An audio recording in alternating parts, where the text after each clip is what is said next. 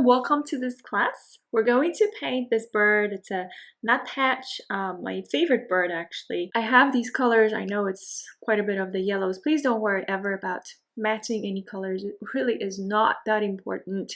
It's something that I notice like lots of my beginners worry about, and it really is not important to match the colors. It's all about light and shadows. It's all about that, and you want to create a nice contrast in your painting. So this is what my palette looks like. I have all these colors, and I am going to dilute them with water to a consistency that I like to call heavy cream-like ratio between water and paint. So let's start wetting the paper. So I have this flat 40 brush. I'm going to switch to 24 in a second. So first, I'm just covering the background on the top. So I'm getting closer. One of the like cues, I guess, I see like, okay, the paper's almost ready is because paper starts to buckle.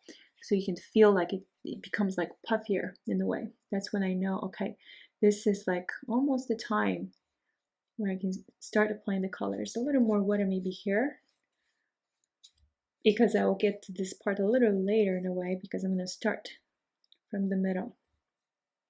So I think I'm pretty good here. Go. All right, I'm going to start applying the colors. So I actually would prefer to use my wider brush, but I'm worried that I'm going to scratch the paper, so I'm just going to use my flat 24 instead. We're going to use yellows first. I'm going to use some of this raw umber, imidazolone yellow, and oops, I have something here, I'm going to remove it. And then there is my iso yellow. Okay, we can mix these colors like we want to mix them on the paper, but we want to dilute them on the palette, and also we want to kind of quickly blend them on the palette. But also you can add like different shades. I guess that's where I was coming with this. So here, this is the area where I decided, okay, this is going to be the lightest point here. The middle section is going to be the lightest part of this painting. I want a little more of the iso yellow, so I'm dragging some of this iso yellow. This is more like a, I'd say between water milk like ratio. So it's not really like the heavy cream, but by diluting colors with water when you first start, right, preparing your palette, and you don't go like with a milk like ratio. I'm talking about the colors that you have here. It's all like creamy between heavy cream and cream top. You're giving yourself like more opportunities like to play with these colors, the ratios. Otherwise, if everything is just too diluted with water, then you realize that it's just too much and everything becomes like it flows too much on your palette and there's too much water. And here I can control all this. I guess that's what I'm trying to say. So a little more of this, but I want some red because actually I want to make it more orange.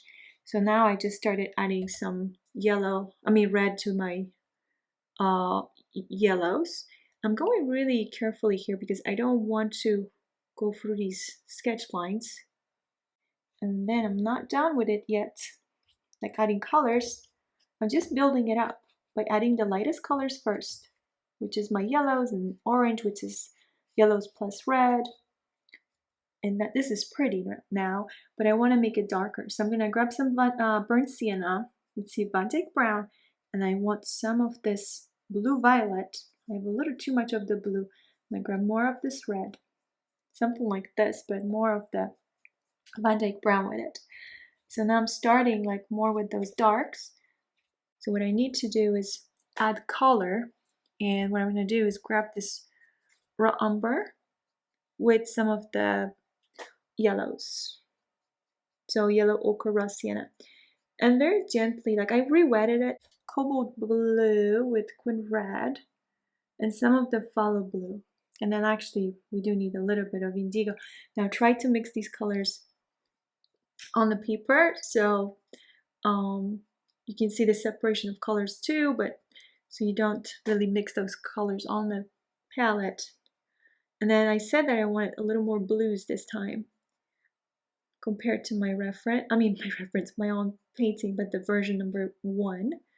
And I'm going through these areas too where I have yellows. And why am I not creating a shade of green? It's because I'm mixing colors on the paper, not in my palette. so I can actually see the separation of colors. I'm not creating a shade of green by mixing yellow or adding yellow on top of these. I'm sorry, by adding blue on top of the yellows, because that's very easy to create a shade of green, right?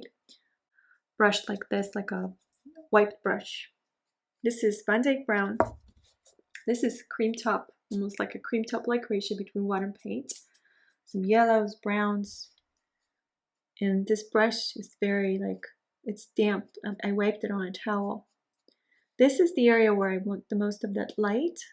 I also want to go through some of these parts and then go along this edge so I have a nice belly. This is my rigger too. This is the brush I use for lifting, to lift colors, and this is my songbird size 2. And some of the areas would be like here.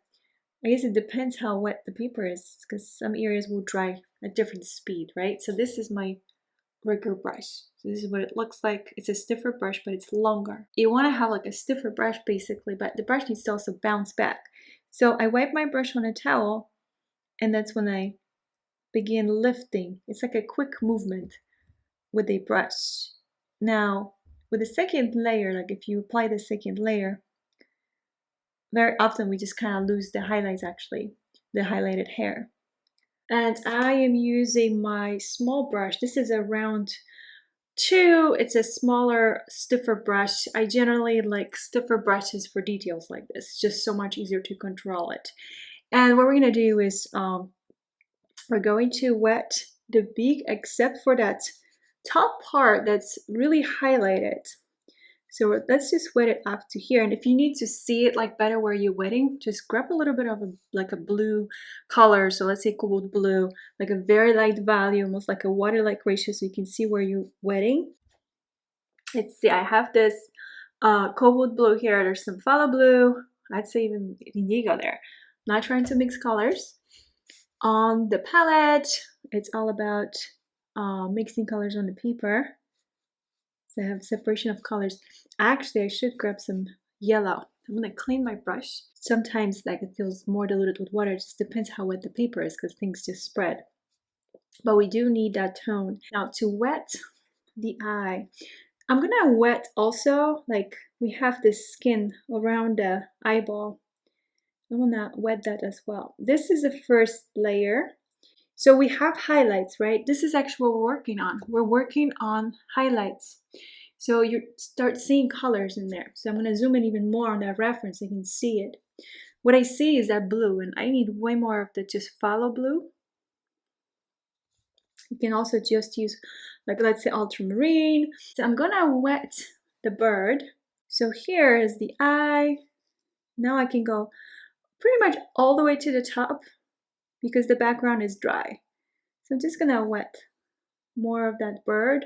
You can preserve some of the areas to stay paper dry, of course.